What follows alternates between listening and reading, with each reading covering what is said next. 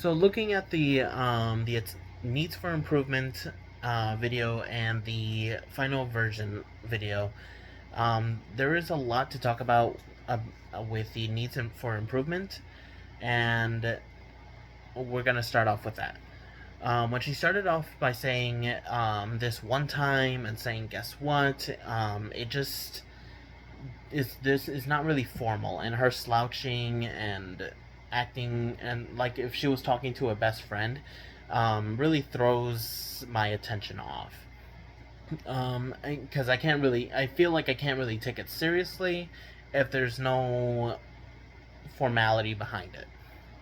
When she used her visual aid, she used the visual aid and assumed that we know what we're looking at. The audience, at least for me, um, I have no idea. At least at the start, I had no idea what she was really talking about. And then saying, and that's the topic of my speech today. What's the topic? I don't know what I'm looking for. Eventually, she drops a name in the body, Graham Jackson.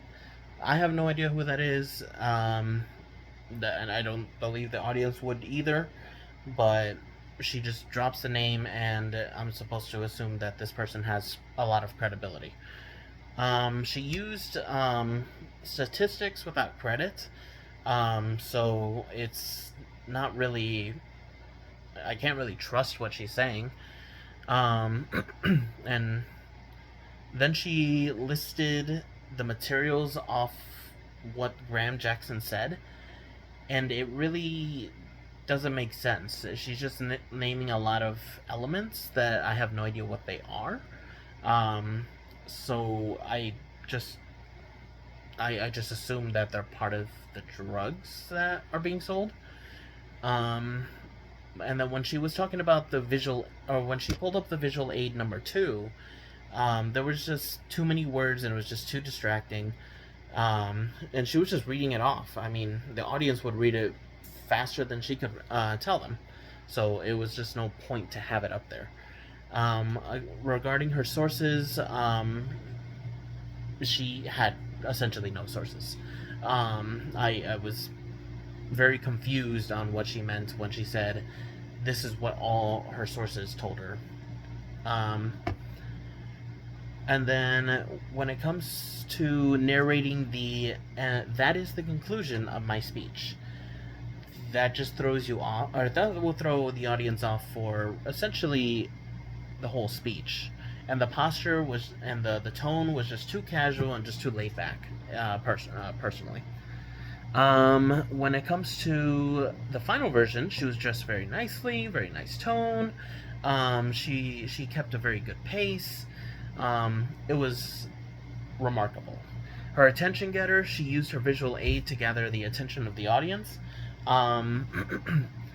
But she used it where she was asking questions to the audience to compare the if they could see any differences between them, and it keeps the audience engaged.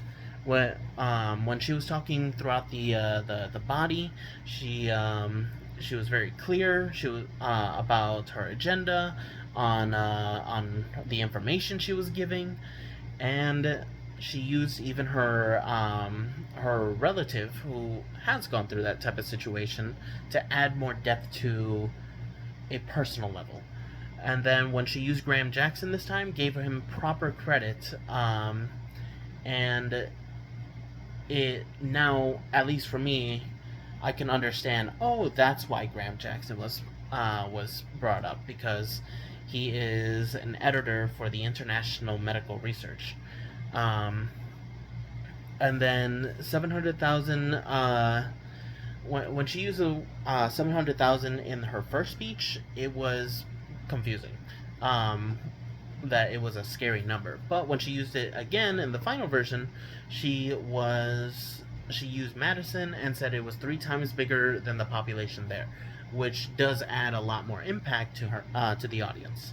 And when she brought up the visual aid number two, she does not read off it, and she used it to list the desired goals that she wants for this for her persuasion.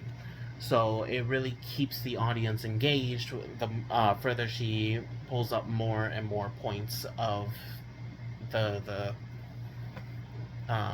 her topic.